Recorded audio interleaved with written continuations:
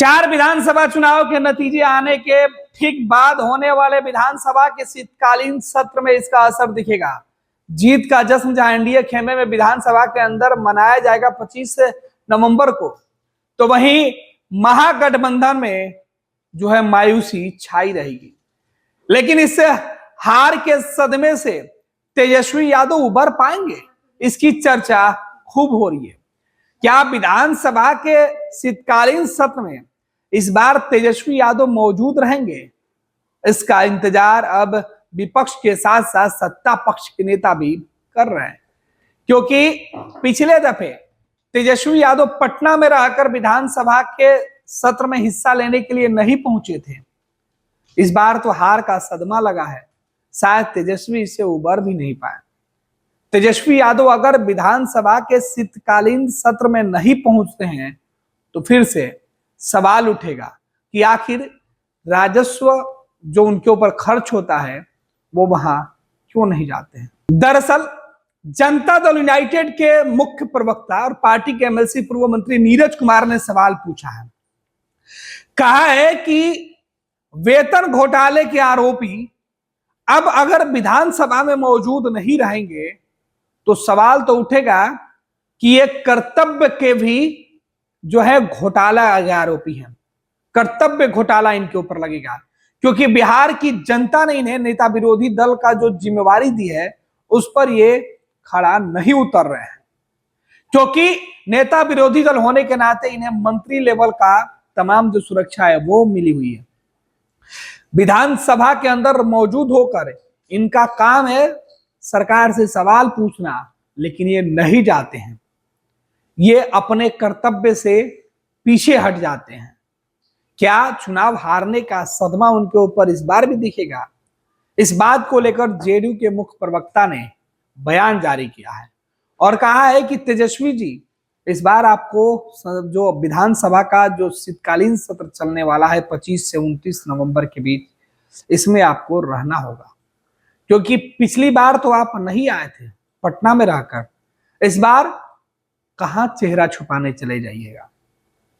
JDU ने जिस तरीके से तंज कसा है, जीत से गदगद जेडीयू सीधे तौर पर एनडीए के अंदर जहां खुशी की लहर है, हर जगह जीत के गुलाल उड़ाए जा रहे हैं, वहीं महागठबंधन खेमे में इस हार के बाद मंथन की बात कही जा रही है। तेजस्वी यादव का बयान जो पिछली रात आया था चुनाव के नतीजे आने के बाद, वो बता रहा है कि तेजस्वी यादव इस हार के बाद समीक्षा करने की बातें कर रहे हैं। लेकिन इस समीक्षा से पहले क्या तेजस्वी विधानसभा में पहुंचकर क्या तमाम लोगों को फेस कर पाएंगे? अपने जीते हुए सीट को हारने के बाद तेजस्वी एनडीए के नेताओं से आंख मिलाकर सवाल पूछ पाएंगे? इस पर सवाल उठने लगा है।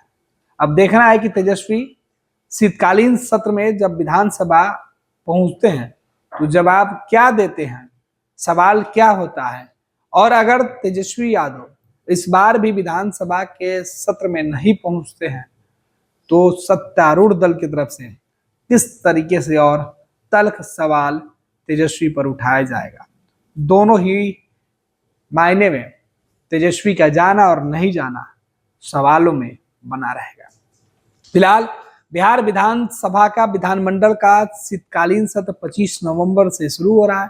25 नवंबर से शुरू होकर 29 नवंबर तक चलने वाले इस सत्र में कई महत्वपूर्ण बैठकें होनी है। इसी बीच जो नए निर्वाचित जो विधायक चुनाव जीत कर आए हैं उनका शपथ भी होना है, और इन सबके साथ बिहार की सियासत में 2025 के लिए नई जो रणनीति है वो भी दिखने वाली है। फिलहाल नीरज कुमार क्या कुछ कह रहे हैं वो बयान सुनिए और देखिए किस तरीके से तेजस्वी यादव ने हार के बाद पहला रिएक्शन दिया था। वेतन घोटाला के आरोपी माननीय तेजस्वी यादव राजनीति में पराजय से शर्मसार होते हैं। विधानसभा के पिछले सत्र में पटना में रहते हुए राजनीतिक लज्जा के तहत विधानसभा नहीं गए। आप विपक्ष के नेता हैं, कैबिनेट मंत्री का दर्जा है, राजकोष के खजाने का हिस्सा लेते हैं। अगर विधानसभा के प्रस्तावित सत्र में नहीं जाइएगा तो सैलरी घोटाला के साथ अब आपके नाम कर्तव्य घोटाला भी जुड़ने वाला है। परिणाम जो आए हैं, परिणाम को क्या कहेंगे? परिणाम को देखिए, बिहार झारखंड सब जगह के परिणाम आए हैं और जो प्रेम विश्वास, जो जन समर्थन बिहार और झारखंड के लोगों ने जो दिया है, इसके लिए हम बिहार और झारखंड के लोगों के आभारी हैं। और पिछले बार आप लोग सब लोग जानते हैं कि एक सीट मात्र हम लोग जीत पाए थे। इस बार राष्ट्रीय जनता दल ने बहुत ही अच्छा परफॉर्मेंस जो है झारखंड में किया है और लगातार हम लोगों की प्रयास रही थी कि जितने सीट पे हम लोग लड़े वो हम लोग जीते। 4 सीट में हम लोगों की जीत हुई है और 1-2 सीट पे बहुत ही कम मार्जिन से हम लोगों की हार हुई है। अगले बार कोशिश, लेकिन एक बात तो तय है कि झारखंड में हम लोग जीते हैं और बहुत ही प्रचंड बहुमत के साथ दोबारा हेमंत सोरेन मुख्यमंत्री बने हैं, उनको भी हम धन्यवाद देते हैं। बिहार उपचुनाव की जहाँ तक बात है, जो चारों सीटें हुई थी वो चारों सीट लोकसभा में हम लोग जीते हैं। अभी विधानसभा में 24 के उपचुनाव में हारे हैं और 25 को हम लोग जीतेंगे। तो ये सारा चुनाव में हार जीत चलती रहती है, लेकिन हम सब लोग जो है कोई निराश नहीं है और मजबूती के साथ हम लोग जो है आगे चुनाव लड़ेंगे। और आने वाले समय में 25 का जो चुनाव होगा उसमें बिहार में महागठबंधन की सरकार बनना तय है। झारखंड के बाद अब बिहार की बारी है। झारखंड में अच्छा झारखंड में देखने को मिला है इंडिया गठबंधन खराब प्रदर्शन हो गई। अब आप ये अभी कुछ लोकसभा में सारा सीट हम लोग अभी जीते हैं कुछ महीनों पहले ही। तो आप आगे जो भी है इस पे हम लोग जो विश्लेषण पार्टी समीक्षा करेगी, लेकिन अच्छा है कि अभी जो है तैयारी करने का मौका हम लोगों को मिलेगा और हम लोग जो कमी होगी उसको दूर करते हुए इतना इंश्योर करते हैं कि किसी भी कीमत पे बिहार में एनडीए की सरकार नहीं बनेगी। भारतीय जनता पार्टी का सदस्य बनने के लिए 8800002024 पर मिस्ड कॉल करें। निवेदक भारतीय जनता पार्टी बिहार।